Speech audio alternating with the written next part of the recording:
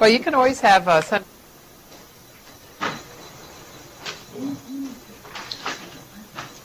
So I guess this is going to extend. Are we ready to go, Michael? Okay. Good evening. This is our last session for the semester, and it's a great way to end with a good friend of many years, Bill Plante of CBS. Bill and I met in a course with Richard Neustadt, the presidency class that Richard Neustadt was giving at Columbia University some while ago. Before a few years, yeah. Yeah, before he went to Harvard, and so we've kept up with one another over that time, particularly in these last few years since I've been housed in the basement of the press room, where Bill has been covering presidents since the 1968 presidential election. He first started on the presidency, correct? Mm-hmm. And then has been doing elections and the presidency itself and the White House, as well as you did State Department for a while. So can you tell us about your career, how you got into broadcasting, and how you landed at the White House? Hello, Towson. Hello, UC. I'm delighted to be here with you. I started, like most people who get into their line of work, it was not entirely planned. It was a bit of an accident. I started law school. I was going to be a lawyer because that's what my father wanted me to be. He was a Depression child and thought that everybody should have a profession so that you never had to answer to the man. And so I went to law school for 6 weeks and decided I hated it. And I quit. And I almost got chased out of the house. I knew I couldn't stay there. I had to go find a job somewhere. And I got a job in Milwaukee. I'm from Chicago. As a television announcer. But I also did some news reading on the side. I'd had a little radio experience as an undergraduate. And I got very interested in news. The horizons seemed somewhat limited. I started applying for jobs in New York and looking for ways to get out, and I found this fellowship at Columbia, applied for it twice, got it the second time. It was to study whatever you wanted for a year at CBS's expense. So I matriculated into the political science curriculum and had a great year and managed to talk my way into a job at CBS News at the end of the academic year.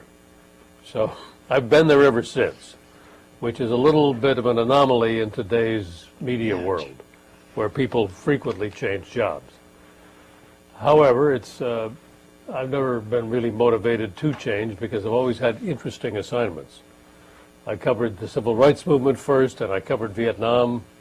I was there 4 times, and I've covered politics mostly since the late 60s and really since the late 70s. And I've covered the White House since the Reagan administration began in 1981. I covered that for 8 years, then 4 years covering state, then back at the White House until now. So I've had a chance to watch history being made over a number of years in a number of different styles. I find it fascinating, particularly because it's about how people use power and about how they exercise the levers of government. And I'll leave it there and let go wherever you want. Let's start right there. As students of presidential power, and here you have a class that's interested in the presidency. Talk about that. Talk about what you find is continuing in a presidency.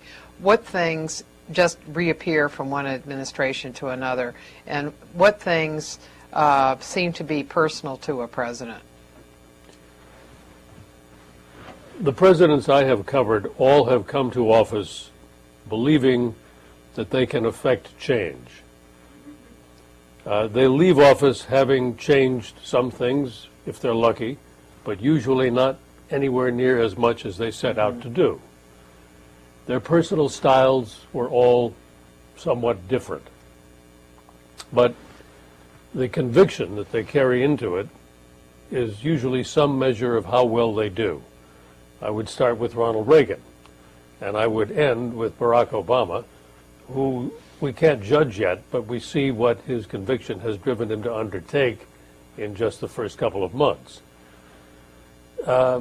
Reagan was relatively successful, although he was a hands-off manager. He simply communicated what he wanted done or what he believed to the people who worked for him, and some of it did get accomplished. You also, I think, have to be in the right time, the right historical period, the right moment to get something done. When Reagan came to office, the nation was just coming out of a bout of super high inflation. The tax-cutting message that he had was very powerful, and he was able, with the help of Democrats in Congress, to get a major tax cut passed. Similarly, the financial crisis today is a great opportunity for Obama. In the meantime, you had people like Bill Clinton who complained, not bitterly but ruefully, that there were not enough great events for them to leave their mark. I mean, Clinton often said, and he says it in his book, that if he had had a war, it would have been a very different presidency. He wasn't wishing for one, he says, but wartime presidents obviously have more power. See the Bush administration. And again, how they use that power determines the legacy they leave. In Bush's case, it's turned out to be very difficult because what they expected going in simply didn't happen. And the problems continue in Iraq and Afghanistan. So it's a blend of personal style, of opportunities of the moment,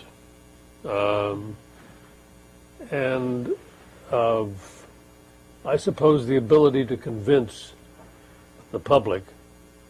Some would call it leadership, but the ability to convince the public that you know what to do, and to convince Congress to do it.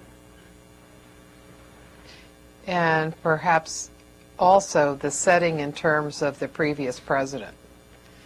That the previous president, in a sense, leaves a negative legacy so that the expectations perhaps are somewhat lowered, and people think, well, the last guy really screwed it up, whether it was Carter for Reagan, right, or Bush for Obama.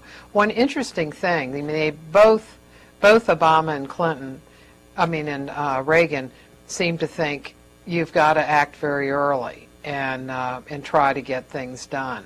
But in Reagan's case, he only talked about the economy, and he did budget cuts, tax cuts as that central message. But in his appointments, he focused on what they considered to be the top 87 positions, that all of which were related to the economy. That came first, so everything seemed to be the economy.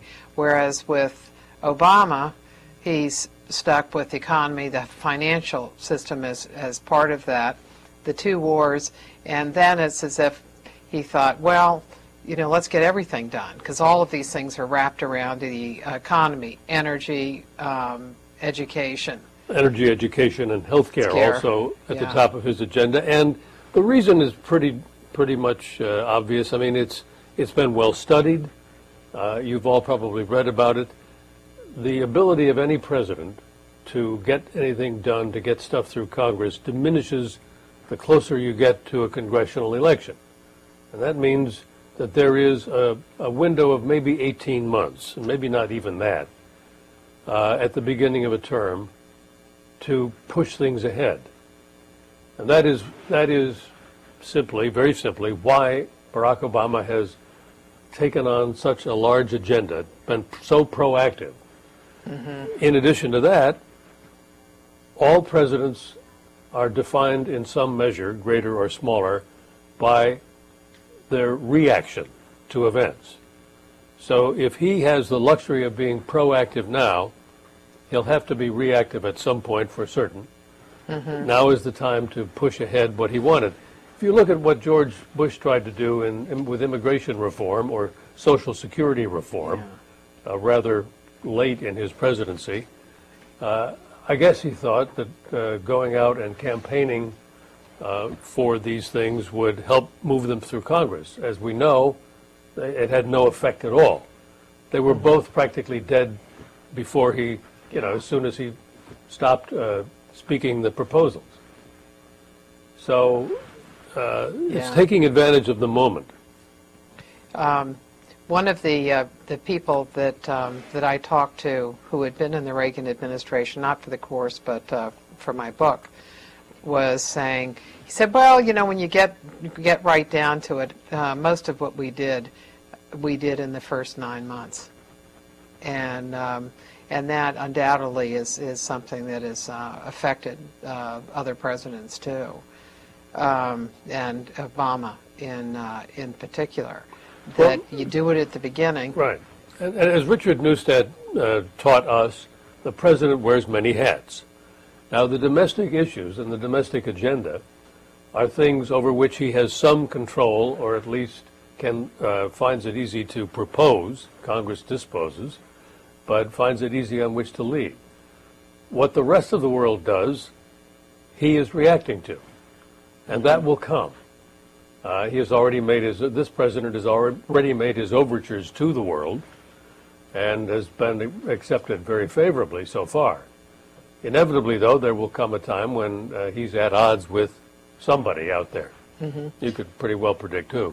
Do you think that the nature of the political process and the clock that we're working on, including the media clock, also pushes a president to try to fill up the day, so that if he were just talking about one thing, like Reagan did, the news cycle was so different then that he could do that and he could get the publicity that he wanted.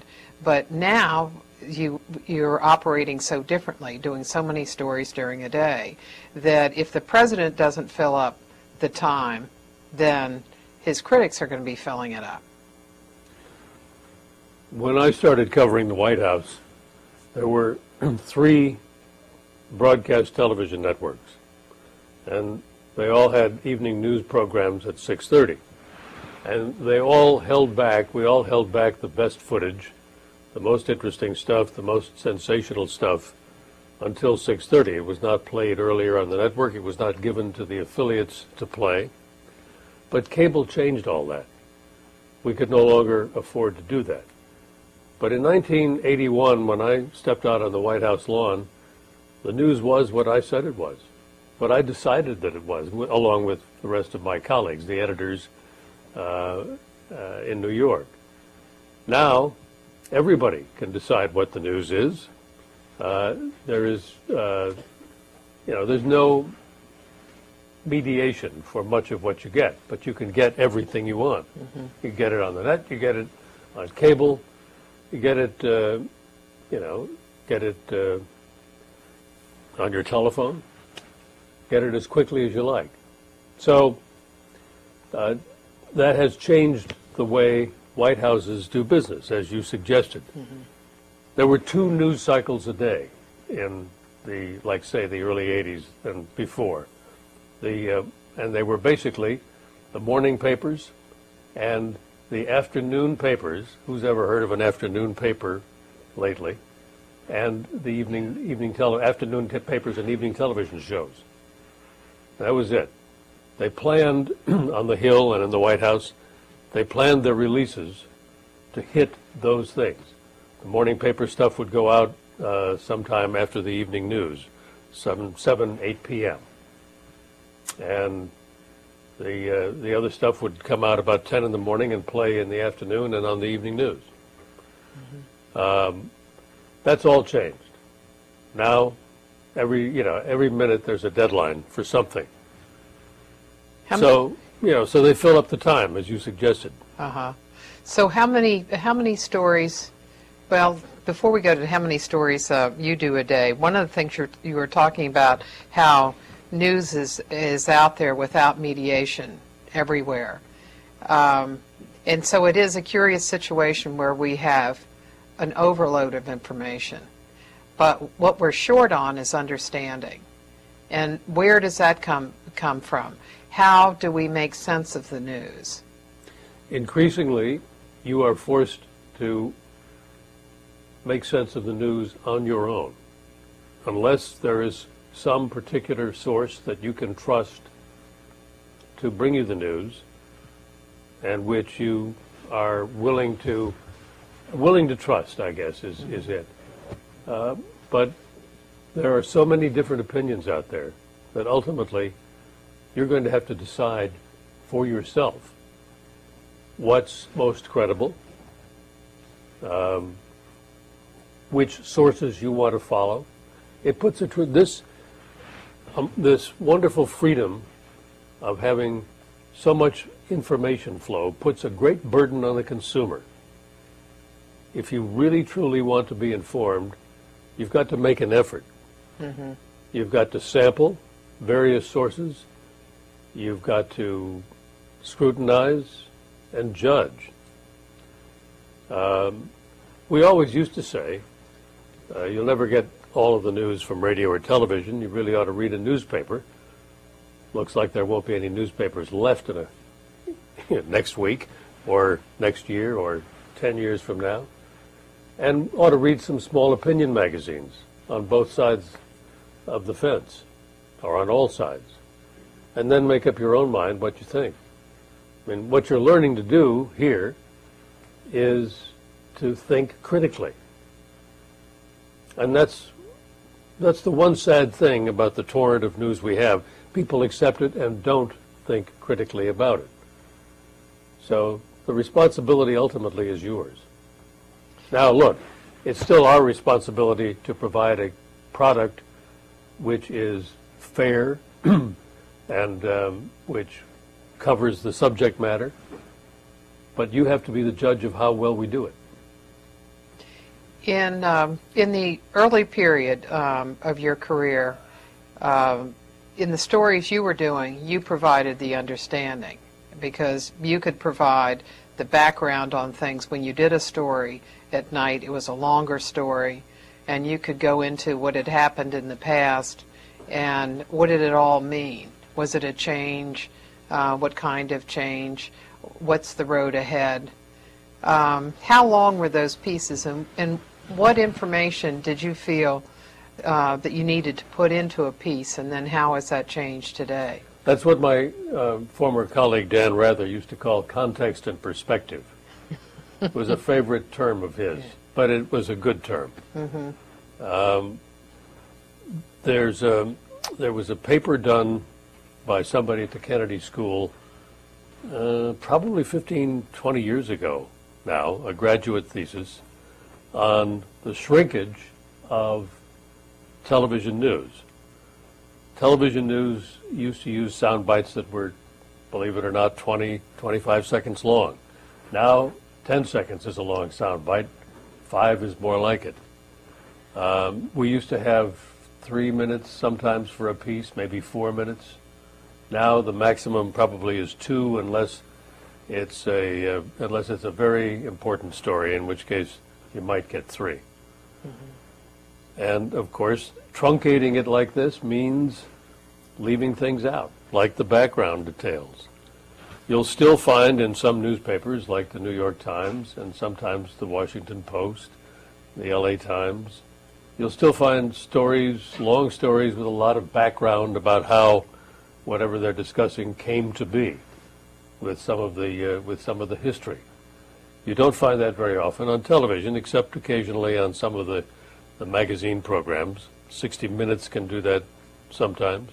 Mm-hmm. But generally it's not there. And again, it places the burden on you, if you're interested, to find out. On the other hand, finding out isn't hard. If you want to know more about a particular topic, all you have to do is type it into the Google subject line, and you'll get, 6 million hits, and you can study them for a while. Yeah. How does the audience vary what kind of audience did you have in, let's say, in Reagan's time? If we compare early Reagan with early Obama, what was the size of your audience in the nightly news? What's the size today? And were people's watching habits different? For example, did they sit down? I mean, in a sense, was it a national moment? Was the evening news a national moment where everybody stopped what they were doing, sat down, listened to what was happening for that day, and it was something that was commonly shared? Well, it wasn't quite a national moment in the sense that, say, American Idol is a national moment today, or that, 30 years ago, Who Shot J.R. was a national moment on television. But it was. I mean, because it was the only place to get comprehensive national and international news. And we had audiences, each network of the three had audiences of around 10 million people, between 9 and 10 or between 7 and 10, depending on whose ratings were up and whose were down. Now, we have 3 million, ABC has 4.5, and NBC has 5. Mm-hmm. So it's roughly half what it was. And, the reasons are obvious. But the audience has, in spite of all of our efforts to attract younger viewers to the evening news, the audience is basically 50 and over. And there's a reason for that. People who are who have young families, who are working and on the go, don't have time to sit down generally at 6:30 and watch the news. I mean, we've done all kinds of surveys on this and concluded, I think, finally, that our audience is what it is. But then the question is, by the time you are 50 or 55 years old, will you be watching the evening news, or will you be headed to your computer or having something dumped directly into your cortex? So, the audience is going to go away sooner or later, probably. But for the moment, it's still a viable commercial model. And that's another point. We're all at the mercy of the commercial model here because it's a business. Not so much for us, because we're not tuned into that as much, but the people who run the network are. Mm-hmm. And when you look at newspapers, but if you look at newspapers and look at the evening news at the time period, the beginning of the Reagan administration, people watched things other than just what they wanted. So let's say people sat down and watched all of the evening news and were attentive to it. And they read a newspaper and they read it in a hard copy. And the result of that is you end up reading a lot of articles you might otherwise not read. Now you can just go in and hit one thing and just see one thing. And what are the consequences of that? Well, the consequence is obvious. You don't learn as much. You don't gather in as much knowledge.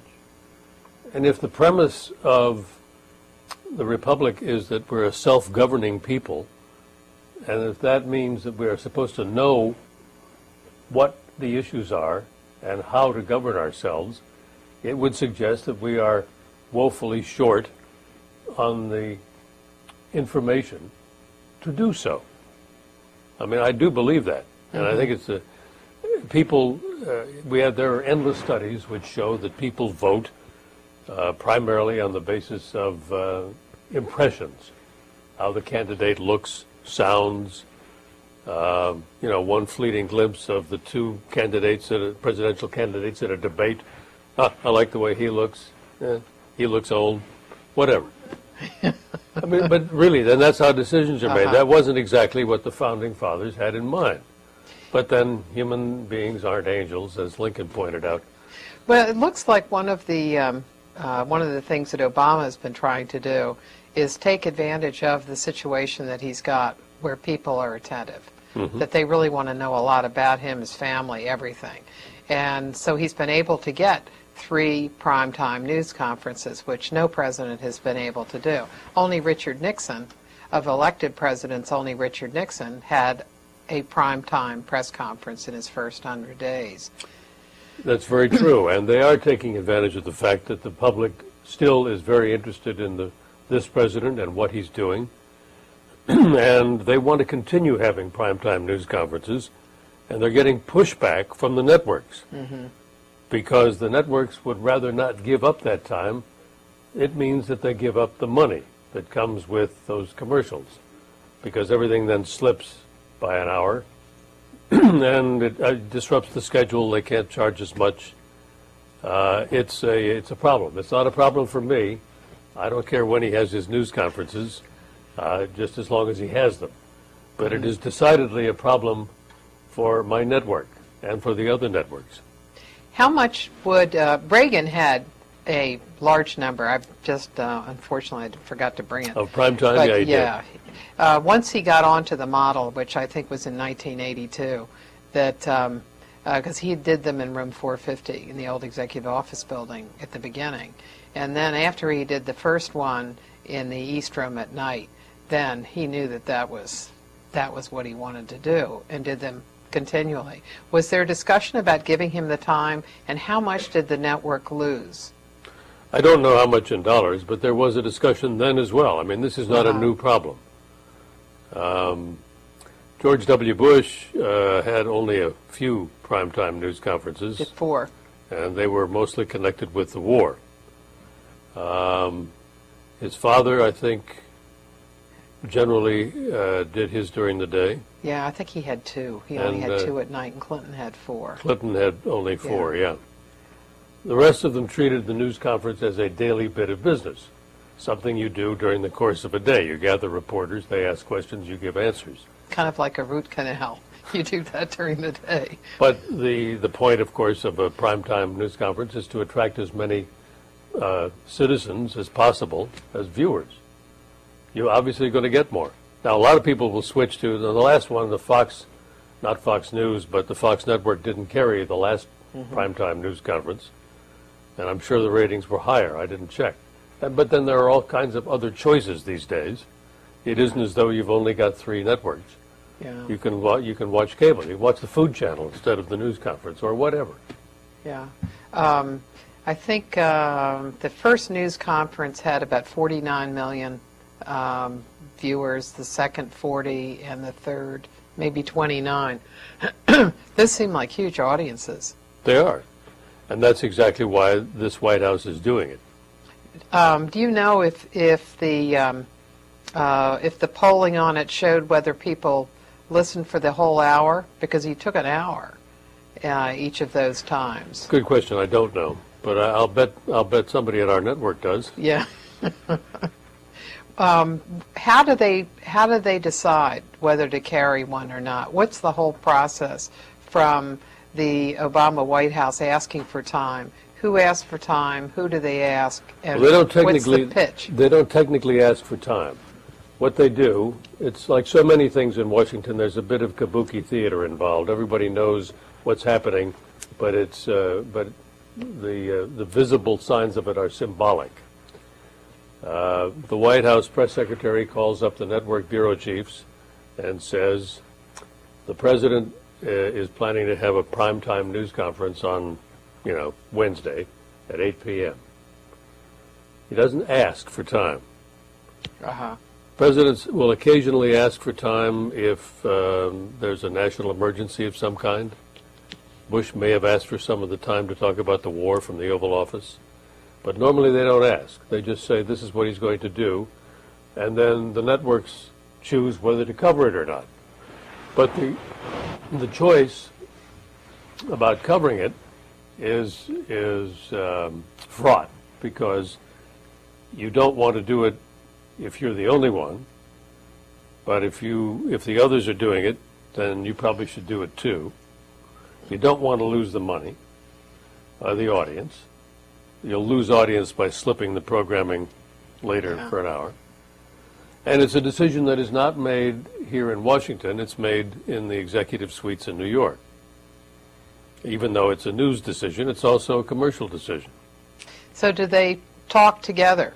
When the press secretary announces that they want time, is it a conference call with the bureau chief? So it is a conference call, but they don't decide then. Right. And they don't really discuss it together. They try to find out, which is not too difficult, whether the competition is carrying it. There's a little grapevine, you know. But you don't ask directly. And how long does it take?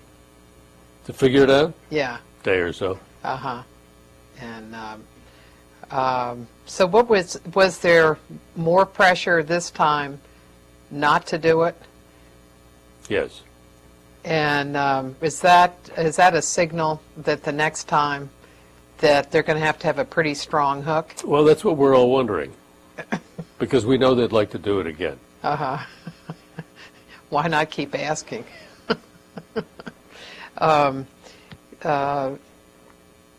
Do they usually, when they say the press secretary is saying that he's going to have president's planning on having a press conference, would he then say, and this is the reason he wants to do it, that he wants to talk about X, Y, and Z?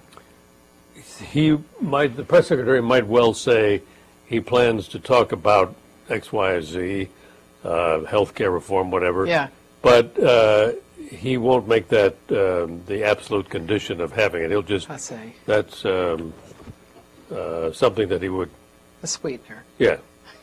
Because it would seem if you've got a hook then of why you're going to do it, that the likelihood would go up if. They usually tell us beforehand, although not always a long time beforehand,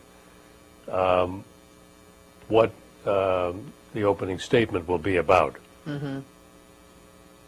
How do you decide what question you're going to get? Well, I'm glad you brought that up, because one of the most oft asked questions of me is, do you submit your questions in advance? The answer is no. On the other hand, it'd have to be a pretty dumb White House press staff not to be able to figure out what we will ask, except for the occasional off-the-wall question. I recall the late Mike Deaver, who was associate of Ronald Reagan's, once said to me after a press conference, he was kind of gloating, he said, "We got every one of the questions that was asked tonight except Sarah McClendon." Sarah McClendon was an elderly woman who had served in the Women's Army Corps during World War II, who was a feisty reporter until she died a couple of years ago, and wrote for a bunch of Texas papers. And at that particular news conference, President Reagan was about to wind it up. And he said, he saw her in the corner doing this, and said, "Oh, okay, Sarah." And she jumped up and said, "Now, Mr. President," she said, "you know down that Army base in Brownsville, Texas, they're stealing the government blind, and I don't want to know what you're going to do about it." And it was a little more, it was like that, but even more detailed. And Reagan, who was nothing if not quick on his feet in that sense, said, "Well, Sarah, I'll have the boys look into it." But they drill the president before news conferences. And the staff loves this because they get to be impertinent with the president. They'll do it in a setting like this, usually the family theater at the White House. And they'll put him up in front of a lectern, behind a lectern, and they'll all sit there and they'll ask questions, the kind of questions they think we will ask. It's not that difficult. We're going to be on the main topics of the news of the day. And we'll then go back to controversies that are out there. Mm-hmm. For example, in the Obama administration, it would be the torture memos. You can think of a lot of things. And what we do, if we know we're going to be sitting in front of him at a news conference, is make a list of questions, because you don't know the order in which you're going to get called on. So the best stuff will go early. The Associated Press and Reuters, the two wire services, always have the first two questions. So after that, it's random as far as we know. although this president usually works from a list. They all have, by the way, a seating chart on the lectern. And I think Reagan did it, and Bush 41 did it. They'll look down at the seating chart and they'll say, Bob, and point. And the person who stands up won't be Bob. Because Bob didn't come, he sent George or Jane. But this president gets from his press secretary a list of people to call on. We don't know who's on it. For example, when he was in Trinidad a couple of weeks ago on a Sunday, having a news conference, I was back in the work area because we didn't have that much time to do a piece and get on the plane and come home. And I'm watching the news conference, and he says, okay, let's see, Bill Plant. Bill? Bill's not here? I'm shocked. And, you know, his staff didn't bother to check to see who was there, whether the people on the list were there. Sometimes they do, they will tell reporters.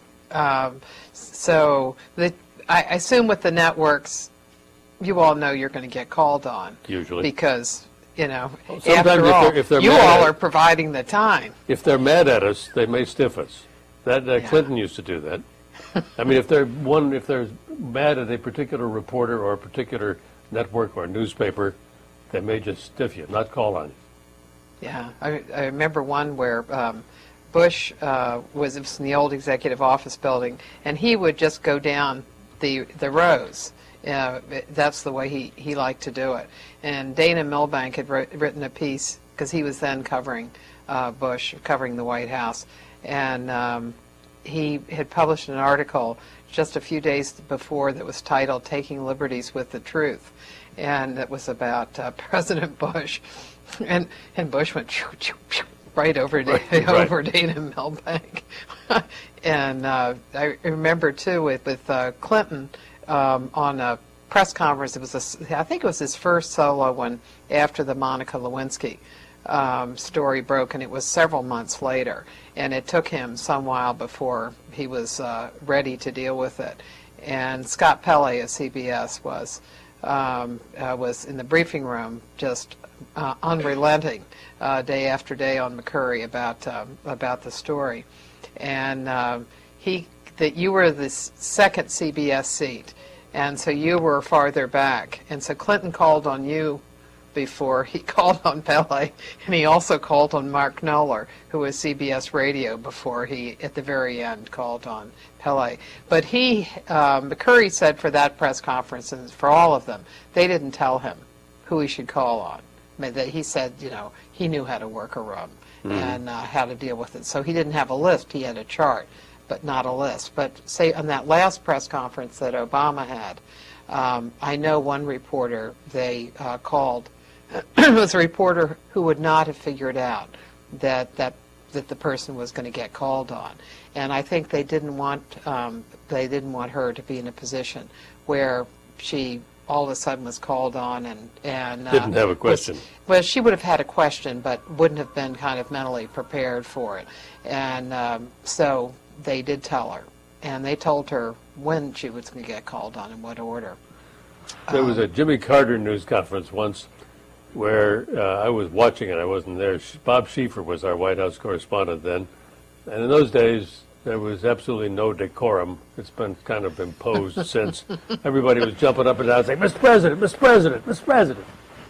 And they did this reflexively every time he stopped talking.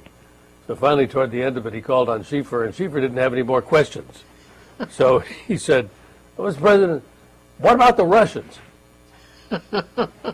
And whatever the issue was, Carter gave him an answer that actually had news in it. So sometimes you get lucky. Well, what about the questions in the briefing? How do you decide what you're going to ask at the press secretary's daily briefing? Depends. If you are working on, we usually know by 10 o'clock in the morning what the evening news wants to focus on. So, which particular story of the day. So we are likely to ask the press secretary about that. as opposed to any other story that's out there, so that we can be sure to have something on camera. Can you walk us through your day, starting out with what newspapers you read, when you get up? We've been doing everybody's routine, and Okay. which are I don't think it's that interesting, but I'll tell you. okay. I usually get up about if I have an early morning spot on the early show at 7 a.m. I get up at 5:15, otherwise about 6. And if I have a spot which I will have written the night before, unless they've decided to change it overnight, in which case I would do a new track from my home. I've got a microphone set up in the house so that I can feed audio to the studio. And I'll get to the White House at either 6:30 or 8 o'clock, depending on whether I have a piece. I will quick look at email, quick look at the paper copies of the Times and the Post, which I'll have with me. Couple of quick glances online, like Politico. Do the piece, and then read the papers. In this administration, there's no early briefing. There's only one a day. Talk to the evening news about 9, about where they think they want to go. Who do you talk to? Is it a conference call? Well, the first thing you do is talk to the Washington producer. Then at 10 o'clock, there's a conference call between Washington and New York, which I can be on or not. Frankly, I tend to avoid it. I mean, there's endless back and forth. I mean, if there's a point to be made or an argument to be made, I would get on it. How long is it? About 20 minutes. Too long. And then you decide whether you're going to go out and find someone on the outside to interview. And, you know, a think tank person, somebody up on Capitol Hill, an expert of some sort, and schedule that. Or take somebody that the White House is putting out. Yesterday, I did a piece on the healthcare industry representatives, the providers, who, along with the Service Employees Union, came to the White House to say, here's how we can get $2 trillion out of healthcare costs in the next 10 years. And the White House embraced this. These people, by the way, are doing it because they want a seat at the table, because they're trying to forestall price controls and various other things that they don't want, like a public insurance plan. And they want everybody to have to be insured so they can make up for the lost income by selling more policies. So they're trying to get a seat at the table, and they have one. And the president today said he's going to hold them to their promises. Anyway, the White House offered the Secretary of Health and Human Services.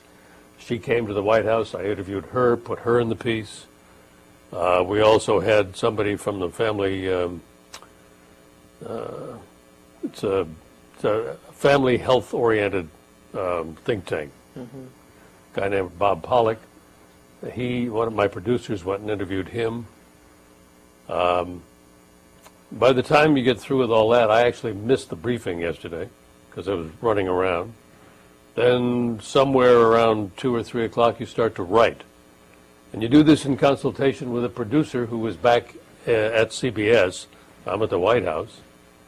And you examine what you've gotten in interviews to decide what sound bites you want to use and what sound bites you want of the president. And then write the piece around the sound bites that you've chosen. At least that's how I do it. And then it goes to the senior producer here, who reads it, makes whatever suggestions. What time would that be? Well, that's always a bone of contention. Earlier is better. You try to get it to them by 4:30. They send it to New York. New York then, adds its 2 cents. Sometimes we think it's stupid. Sometimes they actually, make a change for the better. We record it, somewhere around 5:30. They have an hour or so to cut it. They do the video. The tape is the editing is all done on Avid computers. They're trying to convince us to use Final Cut Pro, but we're still using Avid for you Mac fans. And then at 6 o'clock, you do a live open or live tag, or not. Sometimes they're all on tape. I mean, at 6:30 when the show goes on the air. And then I also do probably more morning show stuff. You write that in the evening, in the afternoon, and then I go home because I can update it if I have to from the house, from the track. Do you find that, say, after the news has been on, that the White House, that somebody from the White House might call you? That happens from time to time. What kinds of things seems to, I don't know, get under their saddle? And I'm assuming when they call you, it's not to say that it was a really great piece. No, I don't remember hearing that.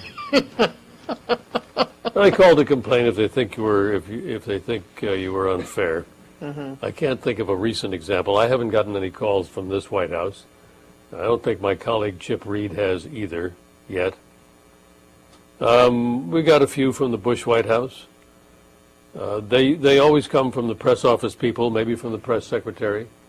They're sensitive about any nuance that you may suggest.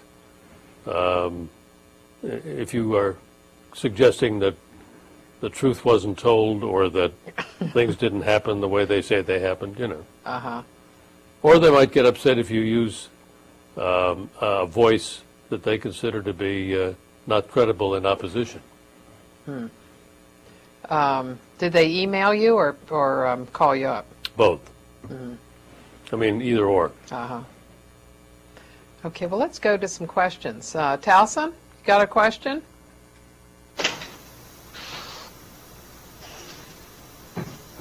What was the most interesting White House you've ever covered, and why, particularly? Well, it has more to do with what happened during a given administration than with who was president. Because I'm fascinated by how all of them used their power. But you look back at, for example, Ronald Reagan's efforts at arms control. Everybody thought he wanted to just press the button. You know, that was the image of him going in. He actually tried to get rid of all nuclear weapons, which appalled his staff. That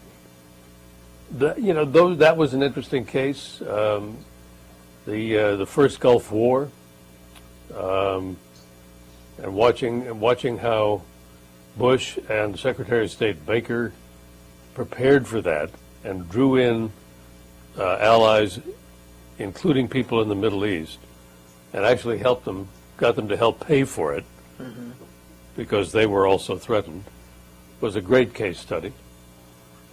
The Clinton White House was fascinating because of Bill Clinton's personality.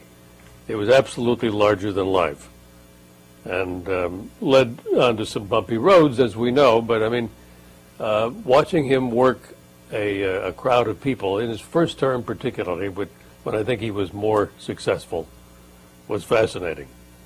And then, of course, the war with George W. Bush and the way that was. I remember the run-up to it, believing that they didn't really have the evidence, but wondering if it would ever come out. The idea that there were so-called weapons of mass destruction. There weren't. I know you asked me what was the most interesting, and I can't really pinpoint one over another because I've enjoyed the whole process. But the personalities are great fun to watch. That's for sure. Yeah. I mean, in this White House, it's a whole generational shift, and just this enormous energy. So you gotta enjoy covering it, no matter what happens. When you were talking about Clinton being larger than life, I remember an incident that took place in August of 1996 when he was running for re-election. And he had come out into the Rose Garden to talk about some good economic numbers, and he had his economic team behind him. Yeah, I remember that day. And so he gave his good economic numbers, and then he said that he would take a few questions. Now, in the gaggle, which was the morning meeting that the press secretary then had, you had asked a question about the Senate considering a bill, the Republicans in particular, considering a bill to pay the legal expenses of Billy Dale, who was a person who had run the travel office at the White House, who the Clintons had fired and said that it was because of criminal misconduct. And he was exonerated. And the Republicans wanted to stir up this issue, and so they had legislation on it. So Bill asked a question, and what was the president's response? Well, he got red in the face, and he spluttered, and he said something like, "What I'd like to know is who's going to pay the legal expenses of all my people who've been dragged through this?" And then Paul Bedard piped up, who was the Washington Times, who liked to push Clinton further if he had the opportunity, and he saw his opportunity. Yeah, I forget exactly what he said. He said, "Oh, you're going back on your promise, Mr. Yeah, President." Right. And so then the president said, he started pointing, he said, "Promise? What promise did I make? What promise did I make? Sir." And whenever he used ma'am or sir, it was, you knew he was really heading through the roof. And one of the interesting things about it is when you looked at the people behind Clinton, because it was his whole economic team, they simply stood in place and with, like playing statues. Yeah, the 1,000-yard stare. And it was I don't have any idea what's going on around me. Yeah. And you knew that it was something that had certainly happened many times before, because they had an automatic response of what they did when he went into that kind of mode. Just don't do anything. Except when you look back on it, Laura Tyson rolled her eyes like, "Oh, Gaz, here we go." But that's an example of his larger-than-life personality, and also stepping on his story, because that then became the story. Oh, yeah. But he then talked to you afterwards, didn't he? Well, George Stephanopoulos, who was then the communications director, pulled me aside and said, "Can you come here for a minute?" I kind of knew what was coming. He pulled me out onto the portico next to the Rose Garden, and there was the president. He said, "I shouldn't have erupted like that." I said, "Well, you can do whatever you want. You're the president." I said, "No, I shouldn't have done it." I said, "Okay, thank you very much," and let it go at that. But he did not say the same thing to Paul Bedard. No, he didn't. Yeah. And the next day, Stephanopoulos, so he came back out in the Rose Garden the next day, and Stephanopoulos was out there. I had not seen him the day before. I said, "Where were you when your president needed you yesterday?" And he said, "I was there." He said, "I heard him beforehand, and I heard him afterwards." So you all have a question? Somebody got a question? Yeah. You had talked earlier about the types of news stories that are coming out now, and the cable networks are sort of, while making stories easier to get, and we're still not able to understand as much anymore. Do you think that the networks are sort of propelling this because, like, inventions such as like the ticker at the bottom, we just get like like 5 words of a story, or then like CNN.com has like 3 bullet points, so you don't even have to read the story at all. Do you think that sort of like adds to like us not understanding anything? We just, out of a whole story that could be 500 words, we read 20, and that somehow now we know. Well, it is part of the problem, isn't it? You would have to, if you're truly interested in the story, find somewhere where you can read it in some greater depth. But everybody, and the cable news people, and and the online sites are all doing this, put so much information on the screen because they want to be able to have you look at the screen and say, okay, financial news, the ribbon that runs below with quick headlines, 3-word headlines, subject, object, verb, object, sometimes omitting the verb. Gerundives are very popular, but don't get me started on that. It's information clutter. Now, I'm not going to say it's wrong. I'm only going to say that it probably impedes immediate understanding and requires more effort to go find out what's going on. But I do think it contributes, yes. Do you see any way out for people? Do you see efforts being made by some news organizations? PBS, obviously it's, I was just going to say, yeah. Yeah. Hey, look, if you want to watch interviews with newsmakers and news presented thoughtfully and in some depth, all you have to do is turn on the NewsHour every evening. But you then have to sit there and watch it. You can't sort of take in a program like the NewsHour with one ear while you're doing 3 other things, whether it's studying or eating or on the phone. You actually have to pay attention. Imagine that. Mm-hmm. But you can learn a lot.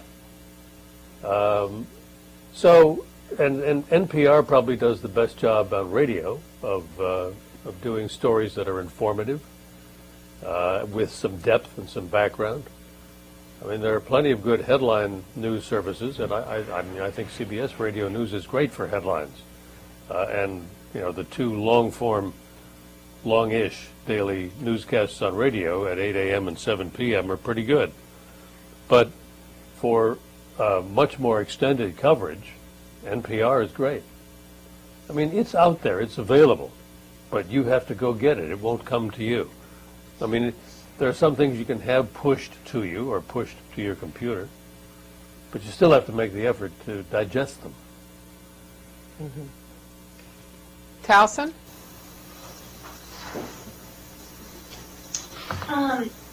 Earlier you explained the whole process of how you form your stories for the evening news. Is there a certain protocol in place for situations such as like national emergency, like 9/11, that you guys do to get the news out, rather than obviously waiting until an evening news broadcast? Yeah, that's a good point. Absolutely. If there's a major story like that, the news division will break into the network and simply take over the network, and they'll drop all the commercial programming, as they did on 9/11. It has to be pretty big. It doesn't have to be that big, but it has to be pretty big for us to take over the network and have continuing coverage.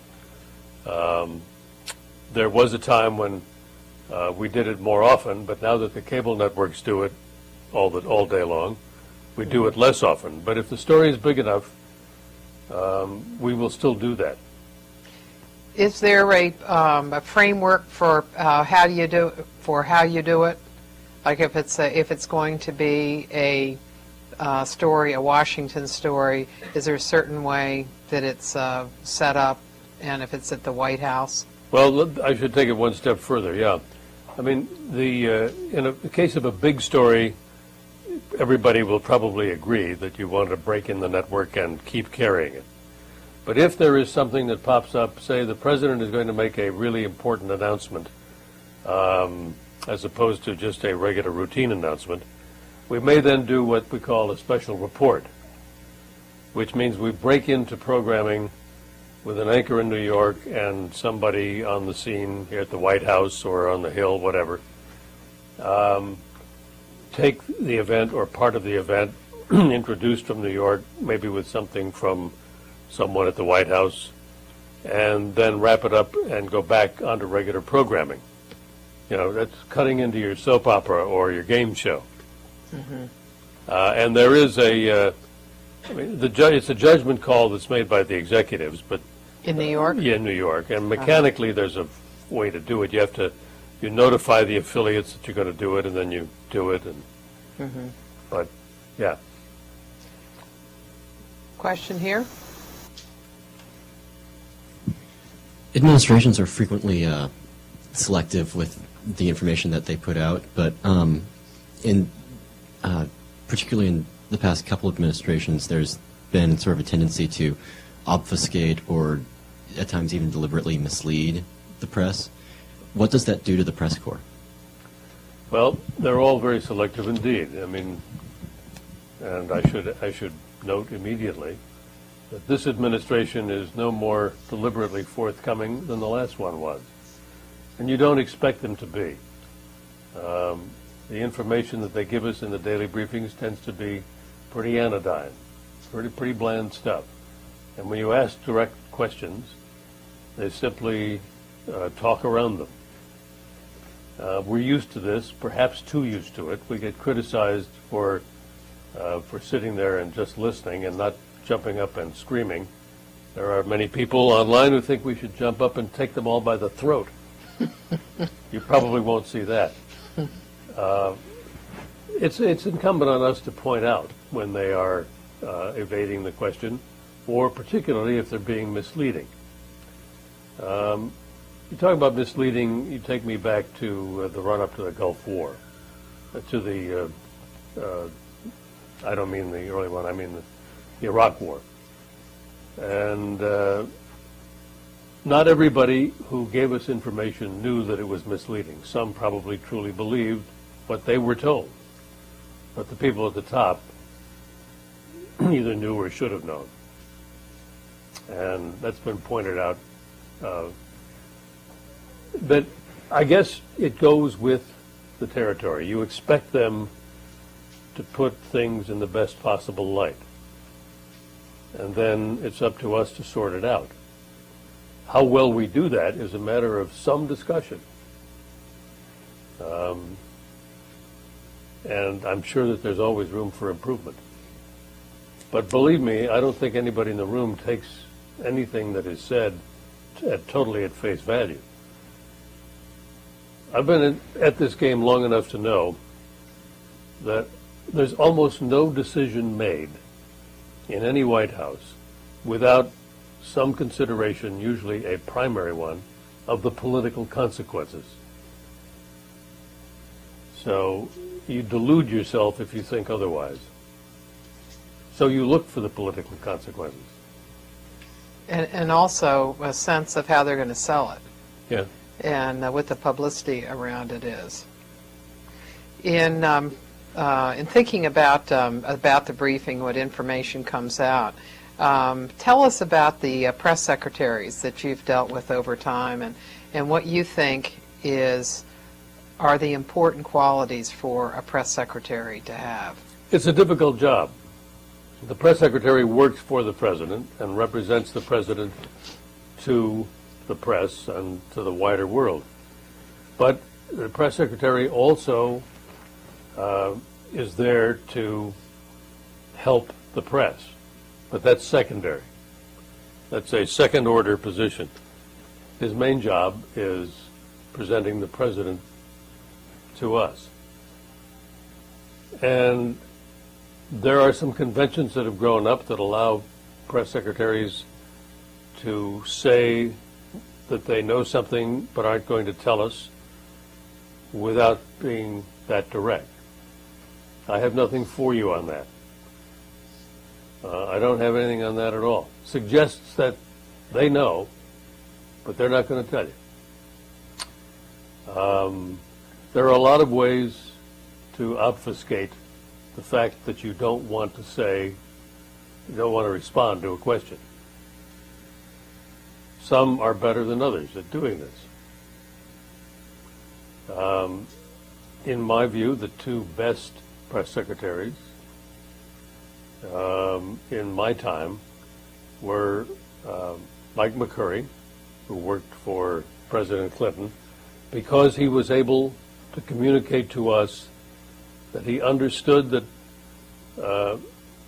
he was in a difficult spot, but to convey to us that he would never put his own reputation at stake by deliberately lying to us.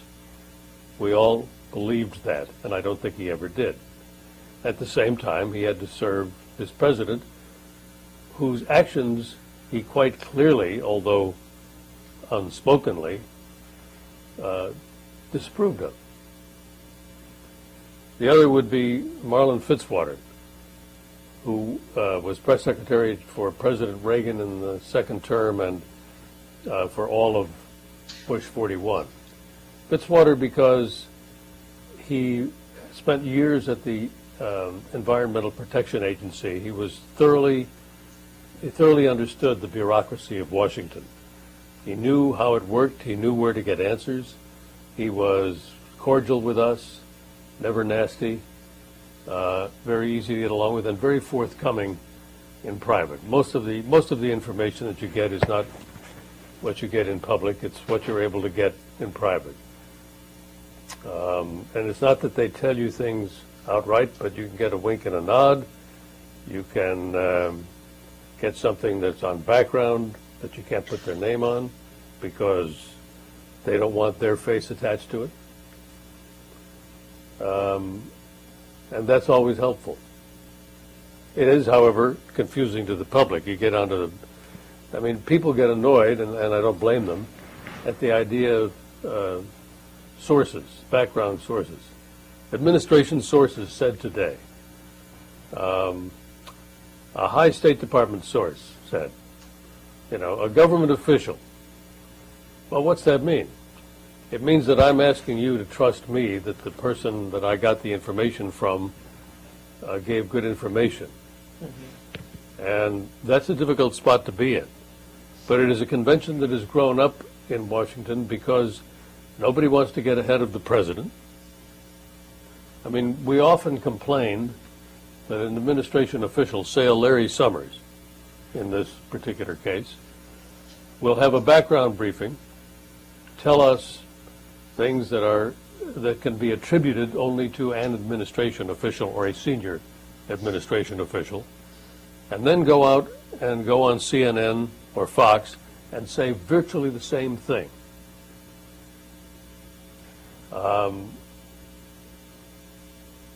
The reason they do that is that they've been authorized to go out and speak for the administration there, but not necessarily to us. And also, it's a convenient crutch in case they say something that they don't want their name attached to. It's an unsatisfying situation, and the Associated Press, for one, has a rule about using unidentified sources. They're not to do it except when there's no other choice, and then they have to say so. But in all of the briefings that we have, they always speak up, and they're joined by others, including me, in saying, why can't this be on the record? Mm-hmm. Yeah, because sometimes you will have, say, I remember a briefing in the Bush administration that was in the old executive office building, and it dealt with Iraq. And there were two people, one from the State Department and one from the White House. And the transcript did not indicate which one was speaking, and one of them was much better than the other. And so if you weren't at that briefing, you didn't know how to weigh the information between the two people. That brings me to a thought about off-the-record sessions. You've been to off-the-record sessions with the president. What do you get out of those, since the rules are you can't use any of it? Well, what you get out of it is a sense for what the president is thinking or feeling. The occasional inside story or joke or thought about somebody else, like some member of Congress or even some member of the administration. Occasionally the kind of things that you would, the kind of gossip that you would trade with one another. But mostly just a sense of how the president is feeling about a given set of issues or a given time. I mean, the last one of those that I think I went to was a year or so ago.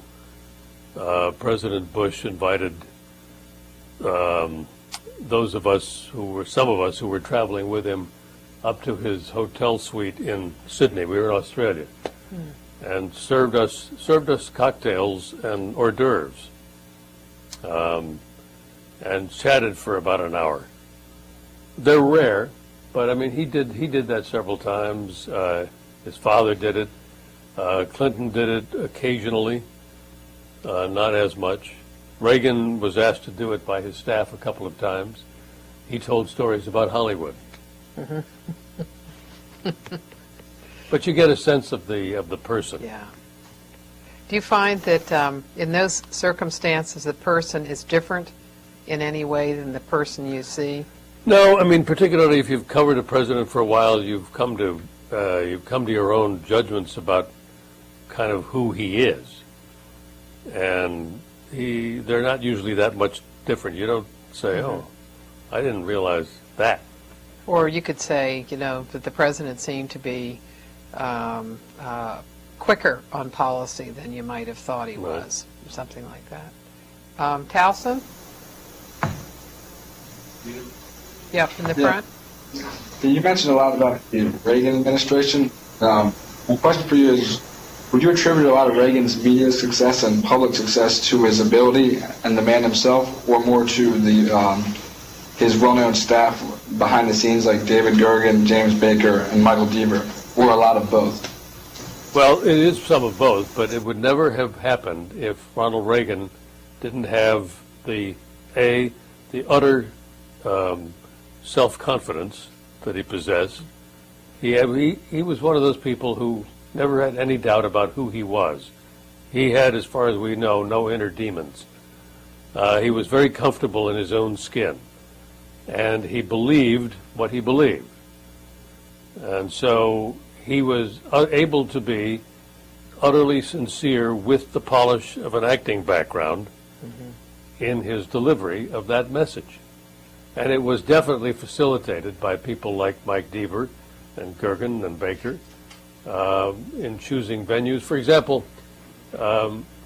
when after the recession of '82, housing starts began to tick up, they wanted to publicize this. This was good news. I mean, so Deaver found a construction site with a house that had been framed out, but yet had no walls, and put the president there in a hard hat to deliver this message of encouragement about how, we're coming out of this recession, housing starts are up. I mean, visually it was brilliant. And then Reagan, was the other half of the package. But to answer your question, sir, I think it would never have been possible without someone like Reagan. Anybody here? My interest is the relationship between media and U.S. foreign policy or foreign policy in general, and I was wondering, a lot of theorists believe that the journalists are becoming the diplomats of our current day because they have the media and communications is playing a lot more role of government interaction than traditional diplomacy. So I was wondering, in your coverage of international affairs, did you ever feel the temptation to mediate or weigh your feelings on the event in your reporting? The direct answer to your question is no. But you're absolutely right. The fact that a message is conveyed very quickly doesn't go by diplomatic pouch or cable anymore.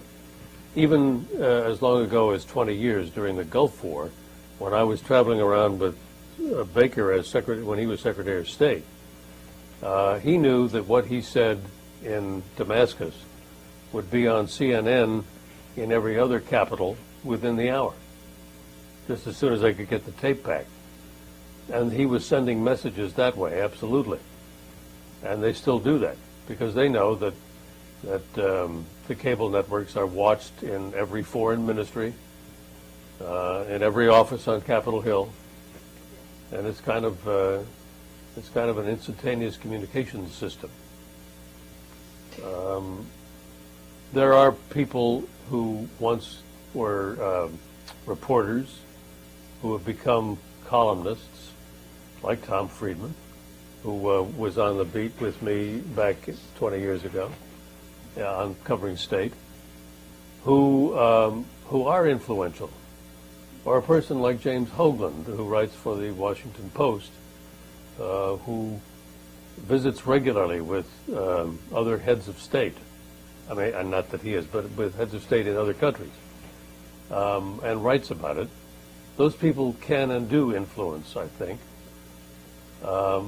But I don't see it so much, except that now that I think about it, reporting from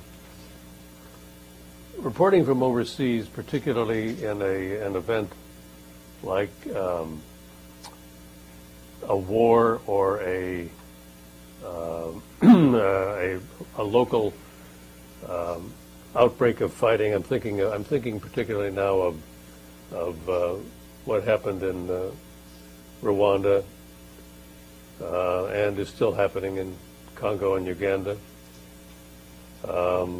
What happened in Somalia 20 years ago.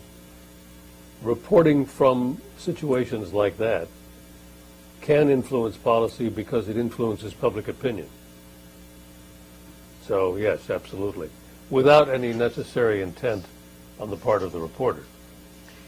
And then also you've got non-state actors, like Al-Qaeda, and so you've got people who have done interviews, like Peter Bergen has done interviews with people, and that becomes part of is a substitute for any kind of diplomacy, but a way of making contact one way or another.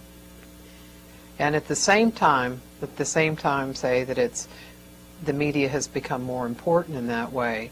News bureaus have been shut down all over the world. There's great economic pressure on the news industry. I mentioned earlier that newspapers are closing because they're losing advertisers and readers. Newspapers long ago started pulling back on foreign coverage. There are only a handful of newspapers in this country now who have bureaus overseas in a number of places. The Times is one. The LA Times used to be, but they've cut way back. The Washington Post has cut way back. The Christian Science Monitor is now online only. They used to have a lot of bureaus.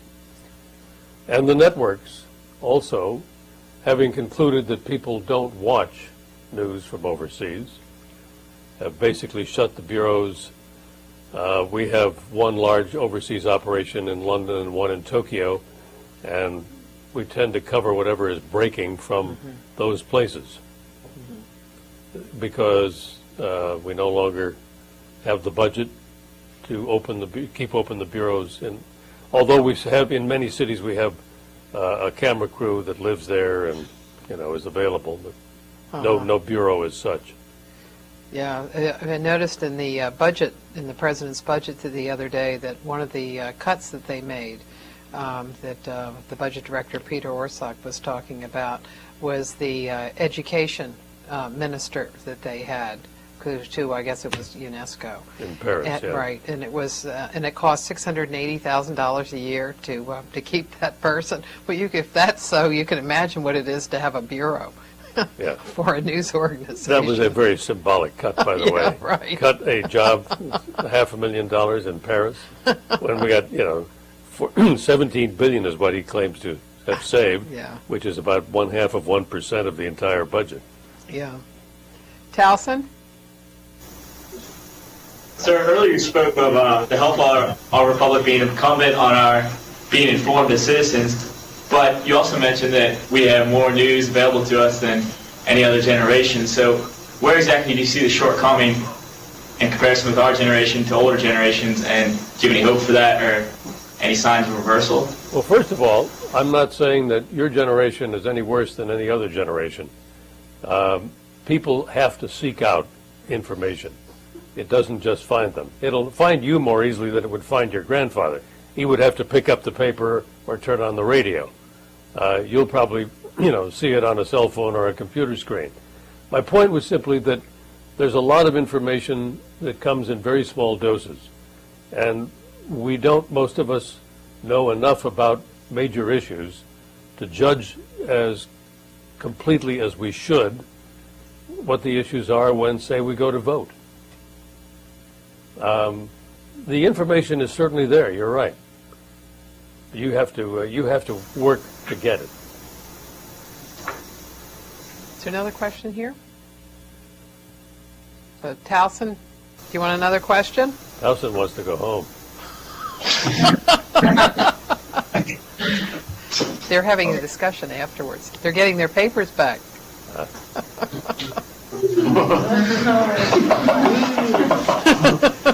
There's a hand in the back.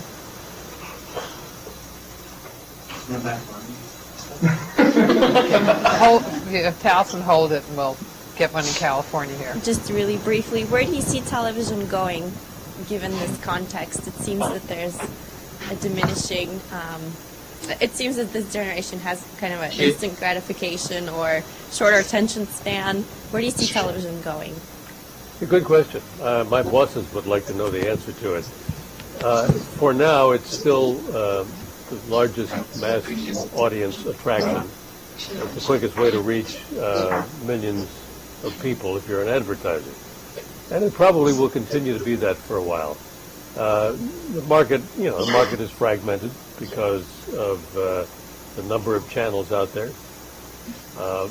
But as long as the people with the big money can keep producing programs that large numbers of people like to watch, television as it exists today will probably be around, although what you may see in the near future is a model. People will try to put together a model that forces you to pay more for what you get. I don't know if that will work, but you can see where the economics of the business are headed. Yeah. And that's certainly crucial for newspapers. Well, I'm not talking about news operations. I'm Yeah. talking about television in general.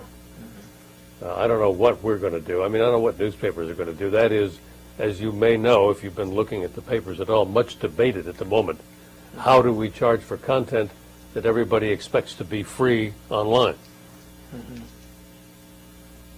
Another one. Wall Street Journal has, but Yeah. I guess their market's just a particular market that can charge it off. Yeah, Towson? With how media has changed, how would you say campaigning's been from before compared to now? Do you think it's harder now to campaign because it's more competitive, or do you think it was harder then because they didn't have as much media?